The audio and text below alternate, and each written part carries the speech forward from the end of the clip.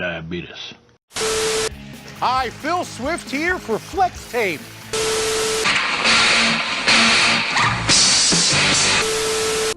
What you're about to see may disturb you. Ah yes, the future. A time we always look forward to as being more advanced and closer to a utopia than we are now. But what if we're already that utopia that our society is looking for? This may seem far-fetched, but it's actually more correct than it seems. So in order to find out if we, us, as a society, is closer to being a utopia than we initially think, then we must first go back in time. Comedic genius. I'm a comedic genius. I don't know what you guys are talking about. Our first quote comes from "And of clay are we created," which is "Hang on, Azucena," which is said by the protagonist Rolf Carol, and shows the kind acts by him which represent the potential for humans to be positive. This positivity and goodness inside of people shows how a utopia would function with everyone being and acting good by acting as the stepping stone for one.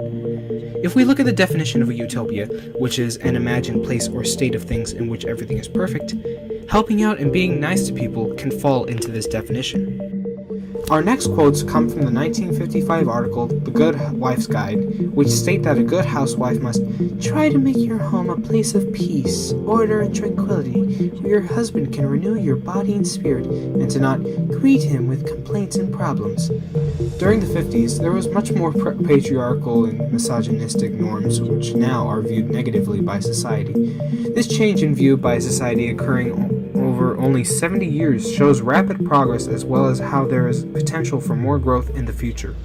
Speaking of 1955, the 50s as a whole were scarier compared to what we usually think of as the 50s, which was a decade of atomic tests and regional wars, racial segregation, government censorship and persecution, subtly enforced social orthodoxy and building angst, as told in our reading passage talking about the 50s and its relation to Fahrenheit 451. Our final quote is from a poem that talks about the days of the minstrel shows and the jokes that were made at the expense of stereotypes of African Americans.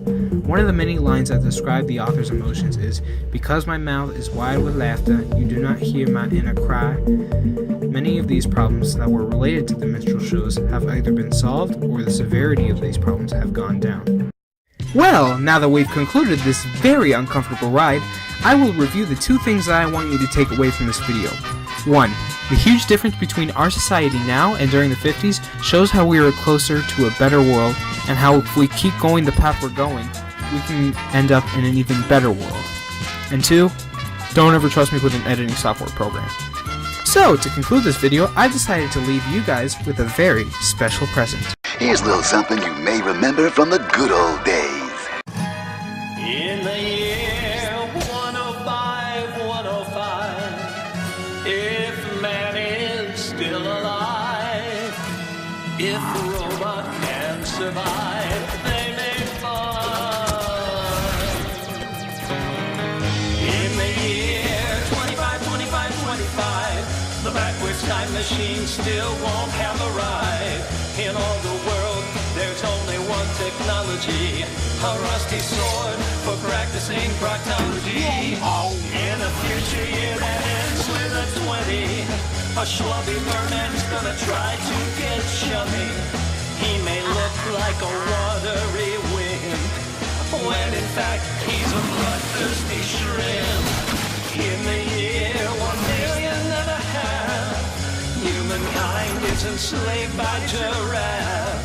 Man must pay for all his misdeeds when the treetops are stripped of their leaves. Whoa.